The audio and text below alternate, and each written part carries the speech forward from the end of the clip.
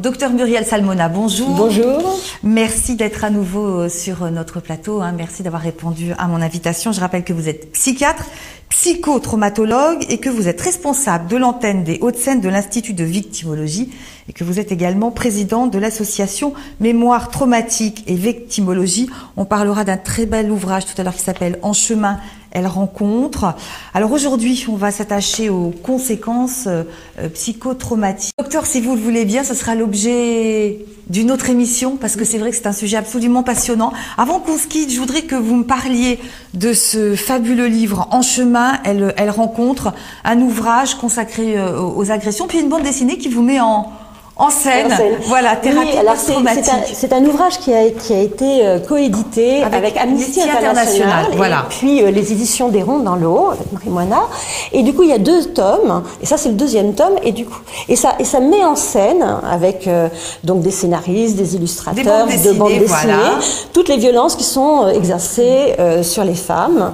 Et dans le 2e tome, donc c'est vraiment des ouvrages que je recommande parce que en plus ils permettent d'identifier. Ils peuvent se les procurer. Des ronds dans l'eau, ils peuvent se le procurer sur Internet, ou entrer en contact avec vous à l'association, à l'Institut. Oui. Et dans le 2e tome, il y a en fait donc une bande dessinée qui s'appelle Thérapie post-traumatique qui me met en scène et qui met en scène donc une jeune femme qui vient et du coup on montre un petit peu comment se passe une thérapie, les explications, parce que je veux dire dans le cadre de la prise en charge, le fait de donner des explications sur les mécanismes neuropsychologiques tels que je vous les ai donnés est très important parce que ça permet déjà la victime du coup se restaure immédiatement parce que du coup elle retrouve aussi sa dignité, elle se déculpabilise enfin, elle comprend que c'est normal parce qu'il y a beaucoup de victimes qui peuvent être aussi prises en charge pour des troubles psychiatriques qu'elles n'ont pas. C'est-à-dire que la mémoire traumatique peut passer pour des hallucinations, elles peuvent se retrouver avec un traitement comme si elles étaient psychotiques. Schizophrènes, oui, psychotiques, voilà. Donc elles se retrouvent hospitalisées sans que... alors qu'il ne s'agit pas de ça, donc ça c'est vraiment important. Donc ça permet, alors c'est vrai que pour les bandes dessinées du coup ciblées d'ailleurs les plus jeunes, et ça pour rappeler qu'en fait dans le cadre des violences sexuelles et des viols, c'est les femmes les plus jeunes qui sont touchées, même les mineurs, en majorité des mineurs et essentiellement les femmes les plus jeunes qui sont touchées. Donc près de 150 000 viols par an en France. Donc on est vraiment dans une situation où il faut agir.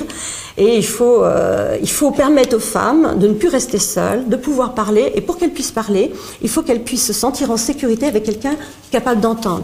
Juste, je voudrais dire que la plupart du temps, par exemple, même quand une femme arrive à déposer plainte, elle dit qu'une petite partie de ce qui lui est arrivé. Il y a beaucoup elle n'a pas la force de tout raconter. Parce que c'est tellement horrible. Et nous, dans le cadre de la prise en charge, c'est là où enfin elles peuvent dire la totalité de ce qui est passé et enfin ne plus être seule avec ça. Parce qu'en fait, en tant qu'être humain, on ne peut pas rester seul avec des violences inhumaines en quelque sorte, parce qu'on se retrouve au fond d'un puits sans fin, quoi. En tout cas, voilà, on recommande En chemin, elle rencontre à tous vos confrères.